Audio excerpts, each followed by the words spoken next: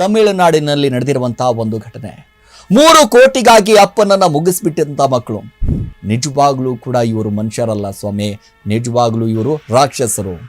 ಈ ಹಣ ಬಂದ್ರೆ ಹೆಣ ಕೂಡ ಒಂದಿಷ್ಟು ಬಾಯಿ ಬಿಡುತ್ತೆ ಅಂತಾರಲ್ಲ, ಹಂಗಾಗೋಗ್ಬಿಟ್ಟಿದೆ ಕತೆ. ಈಗ ಹುಟ್ಟಿಸಿದ ಅಪ್ಪನನ್ನೇ ಒಂದಿಷ್ಟು ಮುಗಿಸುವ ಮಟ್ಟಿಗೆ ಮಕ್ಕಳು ಇದ್ದಾರೆ ಅಂತಂದ್ರೆ ನಿಜವಾಗ್ಲೂ ಕೂಡ ಇಂಥ ಸಮಾಜದಲ್ಲಿ ನಾವು ಬದುಕ್ತಾ ಇದ್ದೀವಿ ಅನ್ನೋದೇ ಗೊತ್ತಾಗ್ತಾ ಇಲ್ಲ. ಹಾಯ್ ಹಲೋ ನಮಸ್ಕಾರ, ರೆಬಲ್ ಟಿವಿಯ ವಿಶೇಷ ಕಾರ್ಯಕ್ರಮಕ್ಕೆ ಸ್ವಾಗತ. ನಾನು ಸಿರಾಜ್ ವಾಲಿಕಾರ್.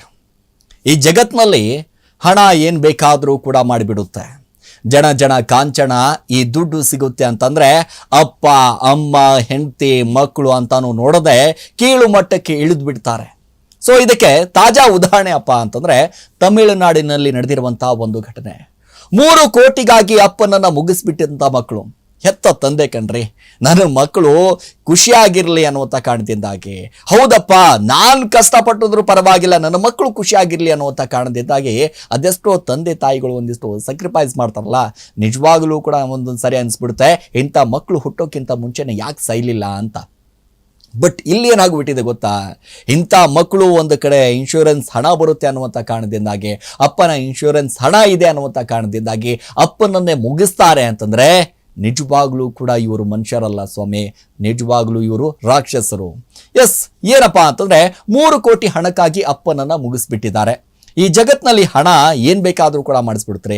ಅವಾಗ ತಾನು ಹೇಳಿದಾಗ ಏನ್ ಬೇಕಾದ್ರೂ ಕೂಡ ಮಾಡಿಸುತ್ತೆ, ಸಂಬಂಧಗಳನ್ನ ಹಾಳು ಮಾಡುತ್ತೆ, ಫ್ರೆಂಡ್ಶಿಪ್ ಹಾಳು ಮಾಡಿಕೊಳ್ಳುತ್ತೆ, ಎಲ್ಲಿ ಬೇಕಾದ್ರೂ ಕೂಡ. ಅದಕ್ಕೆ ಹಿರಿಯರು ಒಂದು ಮಾತು ಹೇಳಿದ್ರು, ಈ ಹಣ ಬಂದ್ರೆ ಹೆಣ ಕೂಡ ಒಂದಿಷ್ಟು ಬಾಯಿ ಬಿಡುತ್ತೆ ಅಂತಾರಲ್ಲ, ಹಂಗಾಗೋಗ್ಬಿಟ್ಟಿದೆ ಕತೆ. ಈಗ ಹಣ ಇದ್ರೆ ಏನ್ ಬೇಕಾದ್ರೂ ಕೂಡ ಮಾಡಬಹುದು, ನಾನು ಏನ್ ಬೇಕಾದ್ರೂ ಕೂಡ ಲೈಫ್ ಜಿಂಗಾಲ ಲೈಫನ್ನು ಫುಲ್ ಲೀಡ್ ಮಾಡಬಹುದು ಅನ್ಕೊಂಡ್ಬಿಟ್ಟಿರ್ತಾರೆ. ಸೊ ಇಷ್ಟರ ಮಟ್ಟಿಗೆ ಕಿಳುಮಟ್ಟಕ್ಕೆ ಇಳಿತಾರೆ ಅಂತ ನಾನು ಎಲ್ಲೂ ಕೂಡ ನೋಡ್ಕೊಳ್ಳಿಲ್ಲ. ಹೌದು, ಬೇರೆಯವರಿಗೆ ಮೋಸ ಮಾಡ್ತಾರೆ, ಬೇರೆಯವರಿಗೆ ಸಂಬಂಧಿಕರನ್ನ ಮೋಸ ಮಾಡಿದ್ರು, ಫ್ರೆಂಡ್ಶಿಪ್ ಅಲ್ಲಿ ಮೋಸ ಮಾಡಿದ್ರು, ಹಾಗೆ ಮೋಸ ಮಾಡಿದ್ರು, ಹೀಗೆ ಮೋಸ ಮಾಡಿದೀವಿ ಅಂತ ನಾವು ಎಲ್ಲರೂ ಕೂಡ ಅನ್ಕೊಂಡಿದ್ದೀವಿ. ಆದ್ರೆ ಸ್ವತಃ ತನ್ನ ತಂದೆ ಅಂತಂದ್ರೆ ಹುಟ್ಟಿಸಿದ ಅಪ್ಪನನ್ನೇ ಒಂದಿಷ್ಟು ಮುಗಿಸುವ ಮಟ್ಟಿಗೆ ಮಕ್ಕಳು ಇದ್ದಾರೆ ಅಂತಂದ್ರೆ ನಿಜವಾಗ್ಲೂ ಕೂಡ ಇಂಥ ಸಮಾಜದಲ್ಲಿ ನಾವು ಬದುಕ್ತಾ ಇದ್ದೀವಿ ಅನ್ನೋದೇ ಗೊತ್ತಾಗ್ತಾ ಇಲ್ಲ. ಇದು ತಮಿಳುನಾಡಿನಲ್ಲಿ ನಡೆದಿರುವಂತಹ ಒಂದು ಘಟನೆ. ಇನ್ಶೂರೆನ್ಸ್ ಕಂಪನಿ ಮೂಲಕ ಹಣ ಪಡೆಯಲು ಒಂದಿಷ್ಟು ಹೆತ್ತ ಮಕ್ಕಳೇ ಹಾವು ಕಚ್ಚಿಸಿ ತಮ್ಮ ತಂದೆಯನ್ನ ಸಾಯಿಸಿದ್ದಾರೆ.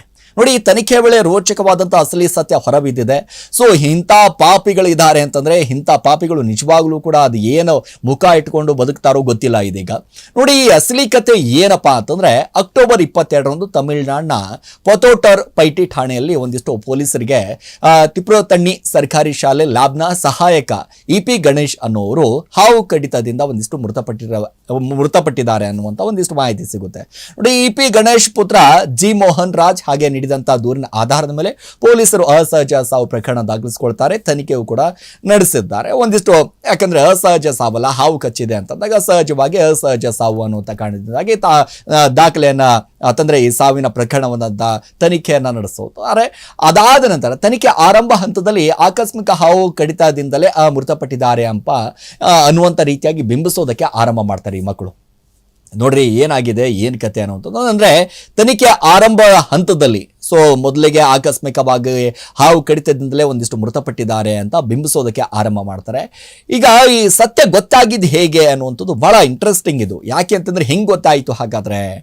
ಸೊ ಈ ಹಾವೇ ಕಚ್ಚಿದ್ಯಾ ಅಥವಾ ಇವರು ಸಾಯಿಸಿದಾರಾ, ಹೇಗೆ ಗೊತ್ತಾಯ್ತು ಅನ್ನೋದನ್ನ ನೋಡ್ತಾ ಹೋದ್ರೆ, ನೋಡಿ, ಮೃತಪಟ್ಟ ಕೆಲವು ದಿನಗಳ ನಂತರ ಇಪಿ ಗಣೇಶ್ ಕುಟುಂಬವು ಇನ್ಶೂರೆನ್ಸ್ ಹಣಕ್ಕಾಗಿ ಅರ್ಜಿಯನ್ನ ಸಲ್ಲಿಸುತ್ತೆ.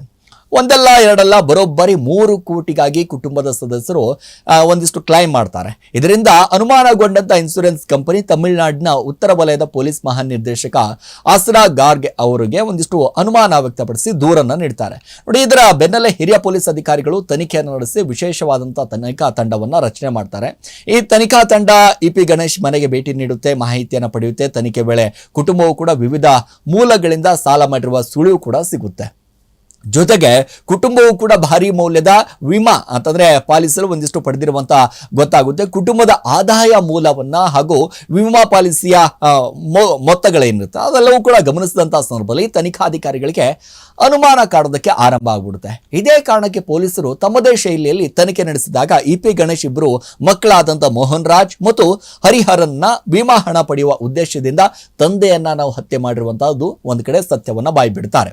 ನೋಡಿ, ಸಿನಿಮಾ ಮಾದರಿಯಲ್ಲಿ ಒಂದ್ ಕಡೆ ತಂದೆಯನ್ನ ಮುಗಿಸಿರುವಂಥದ್ದು. ಇಲ್ಲಿ ಅಪ್ಪನ ಸಾಯಿಸಿ 3 ಕೋಟಿ ಹಣ ಏನಿದೆಯಲ್ಲ, ವಿಮಾ ಹಣವನ್ನ ಪಡೆಯಲು ಇಬ್ಬರು ಮಕ್ಕಳು ಸಖತ್ತಾಗಿ ಒಂದಿಷ್ಟು ಪ್ಲಾನ್ ಅನ್ನ ಮಾಡ್ಕೋತಾರೆ. ಮನೋಹರ್ ಜಿ ಬಾಲಾಜಿ ಅನ್ನೋರು, ಬಿ ಪ್ರಶಾಂತ್ ಅನ್ನೋರು, ಮೋಸೂರು ಗ್ರಾಮದ ಎಸ್ ದಿನಕರ ಅನ್ನೋರು, ಮನೋಹರ್ ಜಿ ನವೀನ್ ಕುಮಾರ್ ಅನ್ನೋರು ಈ ಸಹಾಯವನ್ನ ಪಡಿತಾರೆ. ಈ ಆರೋಪಿಗಳು ಇ.ಪಿ. ಗಣೇಶ್ ಹಾವು ಕಚ್ಚುವಂತೆ ಸೀನ್ ಕ್ರಿಯೇಟ್ ಮಾಡಿಬಿಡ್ತಾರೆ. ಹೆಂಗೆ ಅಂತಂದ್ರೆ, ಹಾವು ಕಚ್ಚಿಸುವ ಮೊದಲು ಆರೋಪಿ ದಿನಕರ್ 1 ವಾರದ ಹಿಂದೆ ಹಾವಿನ ವ್ಯವಸ್ಥೆ ಮಾಡ್ಕೊಂಡ್ಬಿಡ್ತಾನೆ.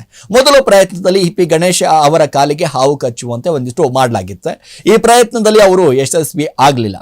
ಸೊ ಹೀಗಾಗಿ ಒಂದು ದಿನ ಬೆಳಗಿನ ಜಾವ ಒಂದ್ ಕಡೆ ಕೈಕಟ್ ಹಾವನ್ನ ಇ.ಪಿ. ಗಣೇಶ್ ಅವರ ಕುತ್ತಿಗೆ ಮೇಲೆ ಒಂದಿಷ್ಟು ಬಿಡ್ತಾರೆ. ಈ ವೇಳೆ ಹಾವು ತನ್ನ ಕಚ್ಚಿ ಒಂದ್ ಕಡೆ ಸಾಯಿಸಿದೆ. ಸೊ ಹಾವು ಕಚ್ಚಿದಂತೆ ಬಾಲಾಜಿ ಮತ್ತು ಪ್ರಶಾಂತ್ ಅನ್ನೋರು ವ್ಯವಸ್ಥಿತ ಸಂಚಿನಂತೆ ಮನೆಯೊಳಗೆ ಹಾವನ್ನ ಬೆಳೆದು ಸಾಯಿಸುವಂತ ಪ್ರಯತ್ನವೂ ಕೂಡ ಮಾಡ್ತಾರೆ. ಪೊಲೀಸರ ಮುಂದೆಯೂ ಕೂಡ ಹೇಳ್ತಾರೆ. ನೋಡಿ, 3 ಕೋಟಿಗಾಗಿ ಅಪ್ಪನನ್ನ ಮುಗಿಸ್ಬಿಟ್ರು. ಸೊ ಈ ರೀತಿಯಾಗಿ ಅಂದ್ರೆ ಪ್ರಕರಣವನ್ನ ದಾಖಲಿಸಿಕೊಂಡಿರೋ ಪೊಲೀಸ್ ಅಧಿಕಾರಿಗಳು ಪ್ರಕರಣಕ್ಕೆ ಸಂಬಂಧಪಟ್ಟಂತ ಆರೋಪಿಗಳಾದಂತ ಹರಿಹರನ್, ಮೋಹನ್ ರಾಜ್, ಬಾಲಾಜಿ, ಪ್ರಶಾಂತ್, ದಿನಕರ್, ನವೀನ್ ಕುಮಾರ್ ಅನ್ನ ಪೊಲೀಸ್ ಅಧಿಕಾರಿಗಳು ಬಂಧಿಸ್ತಾರೆ. ನಮ್ಮ ವಿಶೇಷ ತನಿಖಾ ತಂಡವು ಕೂಡ ಅತಿ ದೊಡ್ಡ ಸತ್ಯವನ್ನ ಬಯಲಿಗೆಳೆದಿದೆ ಅನ್ನುವಂತ ಲೆಕ್ಕಾಚಾರದಲ್ಲಿ. ಅಂತಂದ್ರೆ ಸಂಪೂರ್ಣವಾದಂತ ಸಿನಿಮಾ ರೀತಿ ಪ್ಲಾನ್ ಅನ್ನ ಮಾಡ್ಕೋತಾರೆ. ಅಪ್ಪನನ್ನ ಹೆಂಗಾದ್ರೂ ಮಾಡಿ ಮುಗಿಸ್ಬೇಕು. ಸೊ ಈ ಕಂಪನಿಯಲ್ಲಿ ಕೆಲಸ ಮಾಡ್ತಾ ಇದ್ದಾರೆ, ವಿಮಾ ಹಾಕಿದ್ರೆ 3 ಕೋಟಿ ಬಂದೇ ಬರುತ್ತೆ ಅನ್ನುವಂಥ ಲೆಕ್ಕಾಚಾರದಲ್ಲಿ. ಅದು ಯಾರು ಮೈಂಡ್ ಓಡಿಸಿದಾರೋ ಗೊತ್ತಿಲ್ಲ, ಅಥವಾ ಯಾರಾದ್ರೂ ಇವ್ರಿಗೆ ಹೇಳಿಕೊಟ್ಟಿದಾರೋ ಗೊತ್ತಿಲ್ಲ. ಬಟ್ ಈ ರೀತಿಯಾಗಿ ಅಪ್ಪನನ್ನ ಕೊಂದು ಒಂದಿಷ್ಟು ಆ ಅಪ್ಪನ ಬಂದಿರುವಂತ ದುಡ್ಡಲ್ಲಿ ಮೋಜು ಮಸ್ತಿ ಮಾಡಬೇಕು ಅಂತ ಅದೆಷ್ಟು ಆಸೆ ಪಡ್ತಾ ಇರುವಂತ ಈ ನನ್ನ ಮಕ್ಕಳು ಒಂದ್ ಕಡೆ ಗಮನಿಸ್ತಾ ಹೋದ್ರೆ ಈಗ ಕಂಬಿ ಅಣಿಸ್ತಾರೆ ಬಿಡಿ, ಆದ್ರೆ ಅಪ್ಪನನ್ನೇ ಅದಂದ್ರೆ ಹುಟ್ಟಿಸಿದ ಅಪ್ಪನನ್ನೇ ಕೊಲ್ಲಬೇಕು ಅನ್ನುವಂಥ ಮನಸ್ಥಿತಿಯಲ್ಲಿ ಕೂಡ ಈಗ ಜನ ಇದ್ದಾರೆ ಅಂತಂದ್ರೆ ಎಂಥ ಪರಿಸ್ಥಿತಿ ಸ್ವಾಮಿ, ಎಂಥ ಕಾಲದಲ್ಲಿ ನಾವು ಬದುಕ್ತಾ ಇದ್ದೀವಿ, ಎಂಥ ಸಮಾಜದಲ್ಲಿ ನಾವು ಬದುಕ್ತಾ ಇದ್ದೀವಿ. ನೋಡಿ, ಈಗ ಹಡೆದ ತಂದೆ ತಾಯಿ ಮೇಲೇನೆ ಒಂದಿಷ್ಟು ದ್ವೇಷ ಸಾಧಿಸುವಂಥ ಪ್ರಯತ್ನ ನಡೀತಾ ಇದೆ. ಹಡೆದ ತಂದೆ ತಾಯಿ ಮೇಲೇನೆ ನಾವು ಕೊಲೆ ಮಾಡೋದಂಥ ಮನಸ್ಥಿತಿಗಳು ಬರ್ತಾ ಇದೆ ಅಂತಂದ್ರೆ ಮೋಸ್ಟ್ಲಿ ಏನೋ ಪ್ರಳಯ ಆಗೋಂಗೆ ಕಾಣಿಸ್ತಾ ಇದೆ. ಯಾಕಂತಂದ್ರೆ ತಂದೆ ತಾಯಿನೂ ಕೂಡ ಈಗ ಹಡೆದ ಮಕ್ಕಳು ಬಿಡ್ತಾ ಇಲ್ಲ ಅಂತಂದ್ರೆ ಈಗ ಹಿಂಗಾದ್ರೆ ಹಿಂಗೆ ಸ್ವಾಮಿ, ಒಂದು ಸಾರಿ ಪ್ರಳಯ ಬಂದ್ಬಿಟ್ಟು ಎಲ್ಲವೂ ಕೂಡ ಸರ್ವನಾಶ ಆಗಿ ಅದಾದ ನಂತರ ಮತ್ತೊಂದು ಜನ್ಮ ಬಂದರೂ ಕೂಡ ಬರುವುದು ಯಾವುದೂ ಕೂಡ ಅಚ್ಚರಿ ಇಲ್ಲ ಅಂತ ಅನ್ಸುತ್ತೆ. ಈ ರೀತಿಯಾದಂಥ ಪರಿಸ್ಥಿತಿಗಳು, ಈ ರೀತಿಯಾದಂಥ ಒಂದಿಷ್ಟು ಕೇಸ್ಗಳು, ದಿನ ಬೆಳಗಾದರೆ ಕ್ರೈಮ್ಗಳು, ಎಲ್ಲಿ ನೋಡಿದ್ರೂ ಕೂಡ ಅತ್ಯಾಚಾರ, ಬಲಾತ್ಕಾರ, ಮಹಿಳೆಯರಿಗೆ ಒಂದಿಷ್ಟು ರಕ್ಷಣೆ ಇಲ್ಲ. ಎಲ್ಲಿ ನೋಡಿದ್ರೂ ಕೂಡ ಯುವಕರಿಗೂ ರಕ್ಷಣೆ ಇಲ್ಲ. ಬರೀ ಕೇವಲ ಮಹಿಳೆಯರಿಗೆ ಮಾತ್ರ ಅಲ್ಲ, ಯುವಕರಿಗೂ ಕೂಡ ರಕ್ಷಣೆ ಇಲ್ಲ. ಹಾದಿ ಬೀದಿಗೆ ಹೋಗೋ ಪುಂಡ್ರುಗಳು ಜಾಸ್ತಿ ಆಗೋಗ್ಬಿಟ್ರು. ಎಲ್ಲಿ ನೋಡಿದ್ರೂ ಕೂಡ ರೌಡಿಸಮು, ಎಲ್ಲಿ ನೋಡಿದ್ರೂ ಕೂಡ ರಾಬರಿ. ಈ ರೀತಿಯಾದಂಥ ಪರಿಸ್ಥಿತಿ ದಿನ ಬೆಳಗಾದರೆ ಆಗ್ತಾ ಇದೆ ಸ್ವಾಮಿ. ಎಲ್ಲಿ ಹೋಗ್ತಾ ಇದೆ ಸಮಾಜ, ಎತ್ತ ಸಾಕ್ತಾ ಇದೆ, ಏನು ಆಗೋಕೆ ಹೋಗ್ತಾ ಇದೆ, ಏನಾದರೂ ಮೋಸ್ಟ್ಲಿ ಈ ಪಾಪದ ಕೂಡ ತುಂಬ ಹೋಗ್ಬಿಟ್ಟಿದೆಯಾ ಅಂತ ಅನ್ನಿಸ್ತಾ ಇದೆ. ಈ ಪಾಪದ ಕೂಡ ತುಂಬ ಹೋಗ್ಬಿಟ್ಟಿದೆ. ಇನ್ನೇನು ಹೊಸ ಜನ್ಮ, ಹೊಸ ಪುನರ್ಜನ್ಮ, ಒಂದಿಷ್ಟು ಹೊಸ ಜಗತ್ತು ಏನಾದರೂ ನಿರ್ಮಾಣ ಆದರೂ ಕೂಡ ಅಚ್ಚರಿ ಇಲ್ಲ ಅಂತಲೇ ಹೇಳ್ಬೋದು. ಎಸ್, ಇದಾಗಿತ್ತು ಇವತ್ತಿನ ವಿಶೇಷ. ನಿರಂತರ ಸುದ್ದಿಗಾಗಿ ನೋಡ್ತಾ ಇರಿ ರೆಬಲ್ ಟಿವಿ.